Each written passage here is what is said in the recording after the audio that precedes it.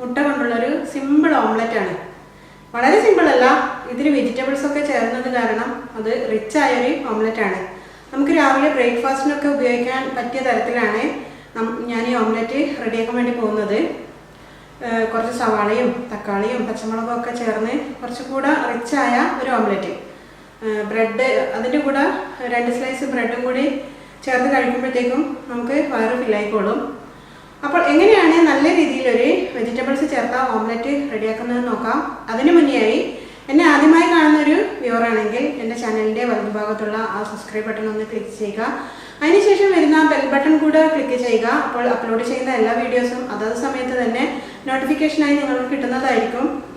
അപ്പോൾ നമുക്ക് സ്റ്റാർട്ട് ചെയ്യാം. എങ്ങനെയാണ് ഒരു നല്ല വെജിറ്റബിൾസ് ചേർത്ത ഓംലെറ്റ് റെഡിയാക്കുന്നതെന്ന്. വെജിറ്റബിൾ എഗ് ഓംലെറ്റ് റെഡിയാക്കാൻ വേണ്ടിയിട്ട് ഞാൻ 3 മുട്ടയാണ് എടുത്തിട്ടുള്ളത്. ഇനി ഈ മുട്ട ഞാനൊരു ബൗളിലേക്ക് പൊട്ടിച്ചൊഴിക്കട്ടെ.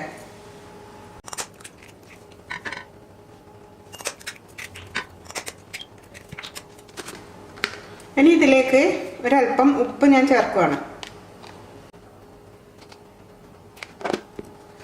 പിന്നീട് ഒരല്പം കുരുമുളക് പൊടി ഇതിലേക്ക് ചേർക്കാം.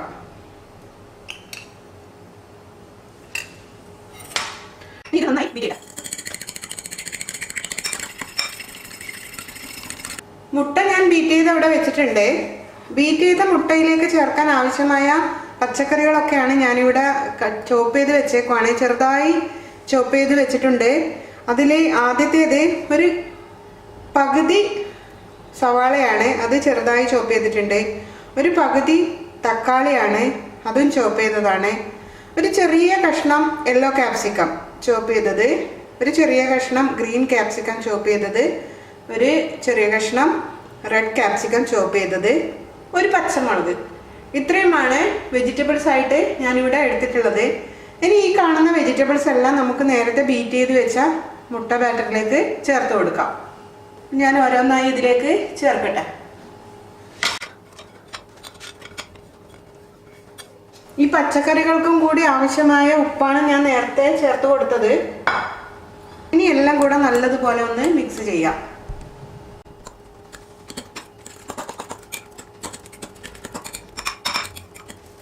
എല്ലാം നല്ലതുപോലെ മിക്സ് ചെയ്ത് കഴിഞ്ഞു. ഇനി ഞാനൊരു പാന് അടുപ്പിൽ വെച്ച് കത്തിക്കാൻ സ്റ്റാർട്ട് ചെയ്യട്ടെ. പാനിപ്പോൾ നല്ലതുപോലെ ചൂടായി കഴിഞ്ഞു.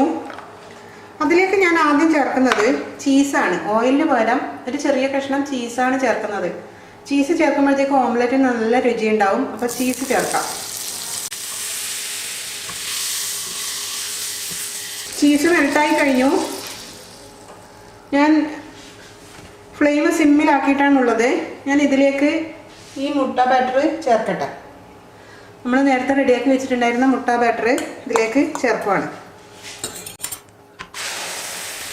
ഇനി ഞാൻ ഇതിൻ്റെ മുകളിലായി ഒരല്പം ചതച്ച മുളകാണിത്. ഇത് നമുക്ക് സൂപ്പർ മാർക്കറ്റിൽ നിന്ന് വാങ്ങിക്കാൻ കിട്ടുന്ന ചതച്ച മുളകാണ്. നമ്മുടെ സാധാരണ വറ്റൽമുളക് ചതച്ചെടുത്തതാണ്. അതിലൊരല്പം ഇതിൻ്റെ മുകളിലായി ഒന്ന് സ്പ്രിങ്കിൾ ചെയ്ത് കൊടുക്കുവാണ് ഞാൻ. ഈ ഒരു ഫ്ലേവറിന് വേണ്ടി ഞാൻ ചേർക്കാൻ പോകുന്നത് ഒറിഗാനോ നമ്മുടെ മാർക്കറ്റിലൊക്കെ വാങ്ങിക്കാൻ കിട്ടുന്നതാണ് ഒറിഗാനോ. അതിൽ നിന്നും ഒരല്പം, ഇതാണ് ഒറിഗാനോ, അതിൽ നിന്ന് ഒരല്പം എടുത്ത് ഇതിൻ്റെ മുകളിലായി സ്പ്രിങ്കിൾ ചെയ്ത് കൊടുക്കുവാണ്. ഒരു ഫ്ലേവറിന് വേണ്ടിയാണ്. ഇനി നമുക്കിത് അടച്ചു വെക്കാം. അടച്ചു വെച്ചിട്ട് ഇപ്പോൾ ഒരു 2 മിനിറ്റ് കഴിഞ്ഞിട്ടുണ്ട്. ഞാനിതൊന്ന് ഓപ്പൺ ചെയ്യട്ടെ. ഇതിൻ്റെ ഈ സൈഡ് നോക്കുമ്പോഴത്തേക്കും അത് കുക്കായി വന്നിട്ടുണ്ടെങ്കിൽ നമുക്ക് മറച്ചിടാൻ സമയമായി. ഇപ്പോൾ സൈഡ് കുക്കായി വന്നിട്ടില്ല, ഇത്തിരി കൂടി ആവാനുണ്ട്. അപ്പോൾ ഒന്നുകൂടി നമുക്കിത് അടച്ചു വെക്കാം. ഇതിൻ്റെ സൈഡൊക്കെ ഓൾമോസ്റ്റ് കുക്കായിട്ടുണ്ട്. അപ്പോൾ ഇതിൻ്റെ ഈ ഉൾഭാഗമൊന്നും കുക്കായിട്ടില്ല, സൈഡ് മാത്രമാണ് കുക്കായിട്ടുള്ളത്. അപ്പം മറച്ചിടുമ്പോഴത്തേക്കും പൊട്ടിപ്പോകാനുള്ള സാധ്യതയുണ്ട്. അതുകൊണ്ട് ഞാൻ ഇതിനെ വേറൊരു പ്ലേറ്റിലേക്ക് ഷിഫ്റ്റ് ചെയ്തതിന് ശേഷമാണ് മറിച്ചിടാൻ പോകുന്നത്. അപ്പോൾ ഇതുപോലെ ഒരു പ്ലേറ്റ് എടുക്കുക.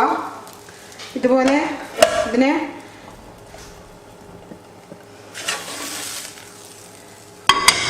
ഇപ്പോൾ അതിൻ്റെ അടിഭാഗം മുകളിലേക്ക് വന്നു കഴിഞ്ഞു. ഇനി സാവധാനം സ്ലൈഡ് ചെയ്ത് കൊടുക്കുകയാണ് വേണ്ടത്.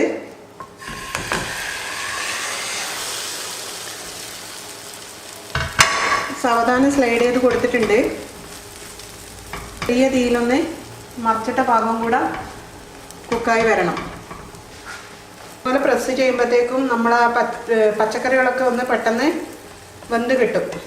അതുപോലെ എല്ലാ ഭാഗവും ഒന്ന് പ്രസ് ചെയ്ത് കൊടുക്കുക. ചെറിയ തീയിൽ വേണം കുക്ക് ചെയ്യാൻ. നമുക്കിത് അടച്ചു വെക്കാം.